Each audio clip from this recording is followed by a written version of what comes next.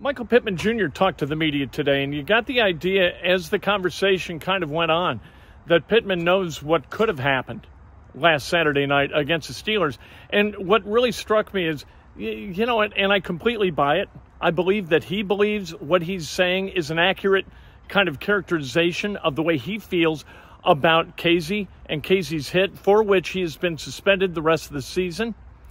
The empathy that Michael Pittman has for him and what he's losing as a result of that hit, I think it's genuine, and I think it's interesting, and I think it makes him a much better person than me, because if a guy hits me like that and puts me in a position where I might not walk again, I'm going to be salty about it. But Michael Pittman Jr. is a guy who sees the downside for Kazee, not just the potential downside for himself, but the downside for Kazee. And that's a rare individual. That it really is. And so for people who root for Michael Pittman Jr., I totally get it. Yeah, I mean, I think it's the pure grace of God that I was able to get up and walk. I mean, that was a very scary hit. And honestly, going through my head, to be honest with you, like at the point, nothing. I mean, like nothing was like just like I wasn't thinking nothing. I didn't know where I was at. But it all came back very quickly. You had a shot like that playing football before? Never. I've never had anything like that happen to me. No concussions or nothing like that? I've had one other concussion professionally, which was also versus the Steelers my rookie year. So in terms of, obviously it was a penalty, and he was disciplined later in the week for his past action. What did you think about just the legality of the hit and all that kind of thing? Yeah, I mean, I do think that they were head hunting, but I don't think he meant to try to impose life-changing injury. Like, I don't think that any player has that like in them. Just like you never want to see guys like lose games and lose that and like just lose like that much money, because like he like, you know what I'm saying, because like I don't think that he was trying to do that. He has a family too, so, and like I know that that's a hefty fine that like, he's gonna miss out like on a lot of money that he probably was like, you know, like that, or that he was like counting on. So like you like never really like want to see that. Like it's just unfortunate like how it happened, and I wish it never happened like for me like and like for him. So because that's the balance, I guess, between, you know, trying to do what you got to do to protect the players, and also, you know, I guess we got to be penalties. Yeah. To do that, I guess. Yeah, I mean, like I think that they made a like example out of him, which is like unfortunate, but I think they also did it because it gained a lot of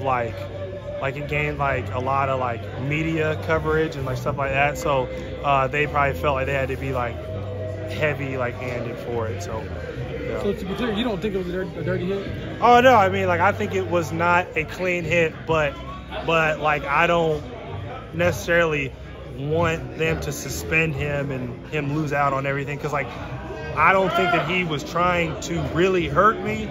Now, like he was trying to make it hurt, like, which is different. Hurt, like just like hurt, like and like injured, like is different. Like I don't think he was trying to paralyze me, but I don't think it was a legal hit. Will anything about this change how you go for passes like that? No, I mean honestly, like I never saw him coming. Like I was diving, I caught it, then all of a sudden like I woke up and there's people looking down at me. Like I was like, oh shit, like, what just happened? So yeah, I mean it's not gonna change. I mean I barely even remember it, so like it's just like it won't be anything.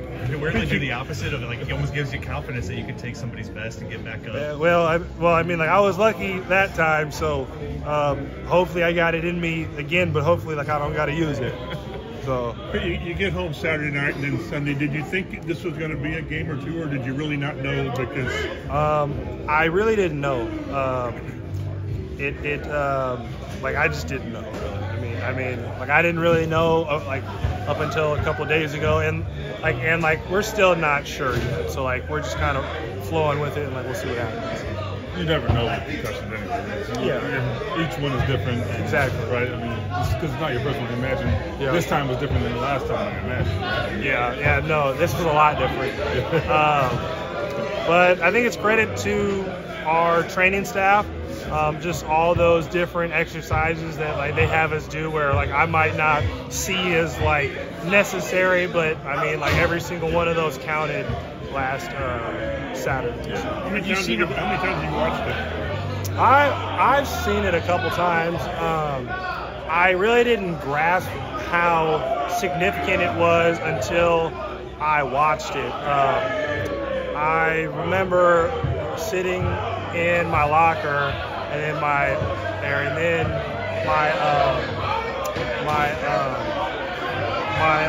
wife came in crying. My daughter was crying, and that's like my first time that I was like, maybe this was bad.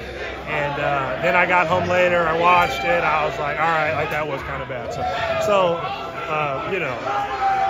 What do you mean? I guess just like hug your family after things like that. Like they see you put in the work, and I'd imagine like they want husband, dad to be all right.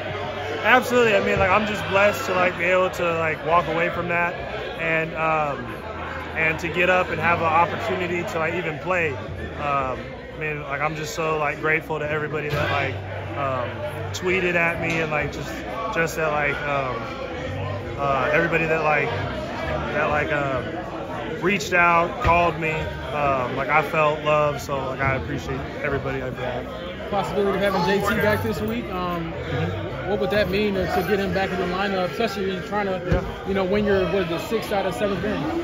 Absolutely. I mean, like, that's just a boost to our game, and I think that he'll be coming in with fresh legs, and like he'll be like ready to do like his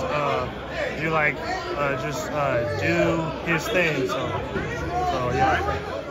That's Michael Pittman Jr. What a class act. What a good guy. And I apologize for all the noise.